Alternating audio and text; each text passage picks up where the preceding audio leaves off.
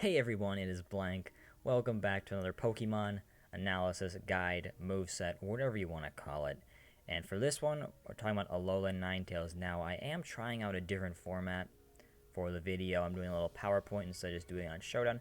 Let me guys know if you like this or not. I'll also be going more in depth about its typing, stats, abilities, and all that stuff. So anyways, let's go ahead and talk about its typing, which is Ice Fairy.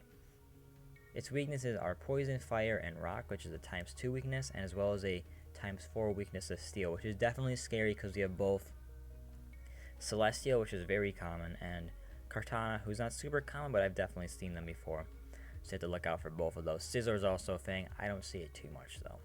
Rock is also bad because Rock Slide is pretty common on fast Pokemon like Garchomp, Salamence occasionally, Crocodile, stuff like that. Fire, also bad for Alolan Marowak and Arcanine. Poison, not too bad. We do have Nihilego and occasionally the Alolan Muck. Other than that, it's not too big of a threat. But so those weaknesses are definitely not good. Those are all types that I see on most teams. Poison's definitely the least common of those three. Or at least, I mean, Rock's the least common typing, but Rock Slide's the common noob. And for resistance, it's also not very good. We have Ice, Bug, and Dark, and Immune to Dragon, which the Immune to Dragon is obviously nice, but those three typings aren't too common. I can't think of any Dark types at the top of my head except for Weavile. But for Step 0 effective damage, this is okay. We have Grass, Flying, Dragon, and Ground for the Ice type, and for Fairy, we have Fighting, Dark, and the Dragon as well.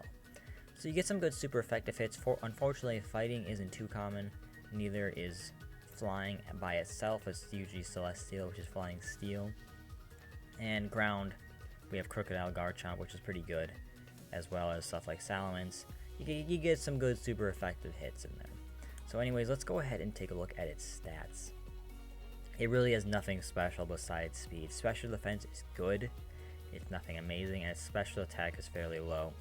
And the attack set doesn't matter. Defense definitely could be better, and same thing of HP.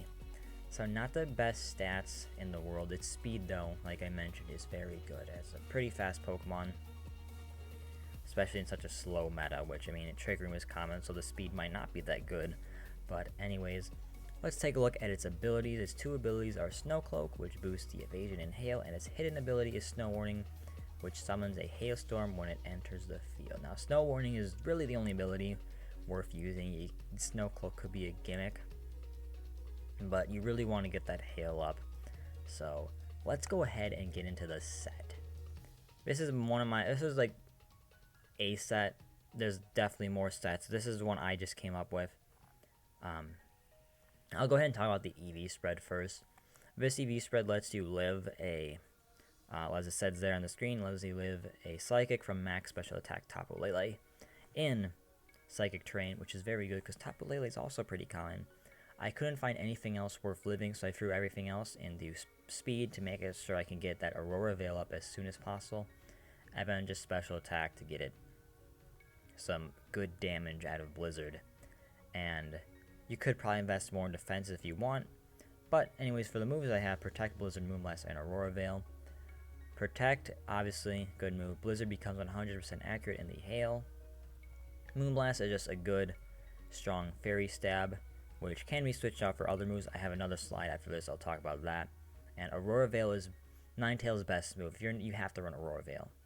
What it does is it's like Reflect and Light Screen combined into one move. So that's pretty good. It's made your team really bulky, and Light Clay boosts that as well. 252 special attack, 252 speed is also an option. If you're not worried about Tapu Lele, but because it just barely lives. It's like it'll live on like, I think the most it can do is like 99 HP, so it does a lot. But anyways, let's talk about some more moves that are good on Ninetales, and then we'll get into some good teammates as well. And just for any of these moves here, I would switch out Moonblast. Moonblast is kind of the move it's its least good move. Icy Wind, good for speed control, obviously. Dazzling Gleam is good spread fairy damage.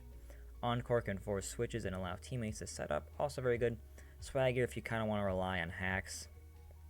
And Freezer, I wouldn't recommend Freezer. I just kind of want to throw it in here because I could see it being good, but it hits Gyarados and Pelipper for 4 times super effective damage. Very good. And like I said, if you want to switch out, put any of these moves on your set, I would switch out Moonblast. Just because it's Blizzard just is your strongest stab, hits both teammates, and Aurora Veil is just a very good move.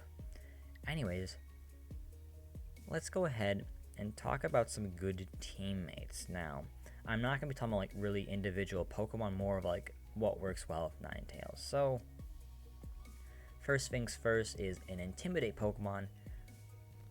These obviously aren't the only Intimidate Pokemon, but I really want to talk about Arcanine. Arcanine, I think, is really good with Ninetales because, one, the Intimidate Fire type can scare out stuff like Celesteela, Kartana, Scizor, all that stuff.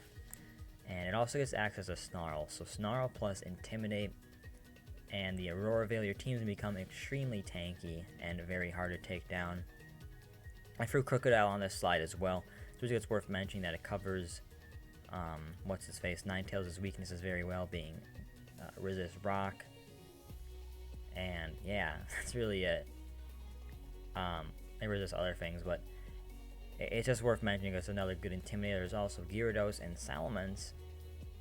And speaking of Salamence, a dragon type, I will say I do think Garchomp is the better dragon type for Ninetales because it resists all of Ninetales' weaknesses, and Ninetales is immune to dragons, so it can kind of scare out opposing dragon types.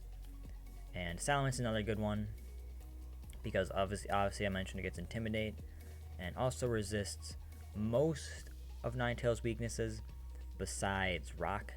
And for the last good Pokemon, or last two I'd mention, are a Steel type, Alolan Sandslash, and Celestia. Now, Alolan Sandslash is kind of a gimmicky Pokemon. It's not the best, but it gets Slush Rust, which doubles its speed and doubles its speed, and when Hail is up, which can be very good because it lets it it becomes really fast. And Ironhead also one-shots Nihilego, which I think is one of Ninetales' biggest threats because Sludge Bomb will one-shot Ninetales.